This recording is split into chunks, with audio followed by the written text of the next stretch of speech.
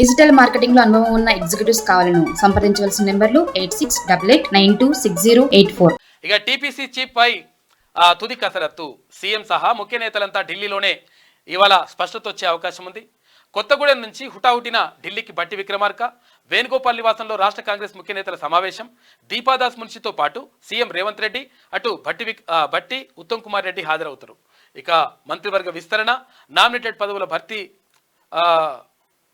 పైన చర్చ జరుగుతుంది. ఇక రేసులో నలుగురు.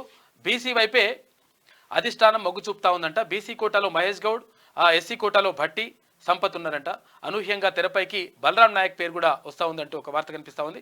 మొత్తం మీద ఇక్కడ పీసీసీ చీఫ్ ఎవరైతారు అంటే కాంగ్రెస్ పార్టీ రాష్ట్ర అధ్యక్షులు ఎవరైతే దానిపైన ఇప్పుడు చర్చ జరుగుతూ ఉంది. ఎందుకంటే ఇక్కడ ముఖ్యమంత్రిగా ఉన్నటువంటి రేవంత్ రెడ్డికి జోడు పదవులు ఉన్నాయి కాబట్టి బాధ్యతలు కూడా ఎక్కువైతాయి కాబట్టి అవి చూసుకోవడం కష్టమవుతుంది కాబట్టి దాన్ని ఇంకొకరికి బదిలీ చేసేటువంటి అవకాశం ఉంది. అప్పుడు మరి ఎవరిని పెట్టాలి పీసీసీ చీఫ్గా అని చెప్పేసి దాని మీద కసరత్తు నడుస్తూ ఉందంట.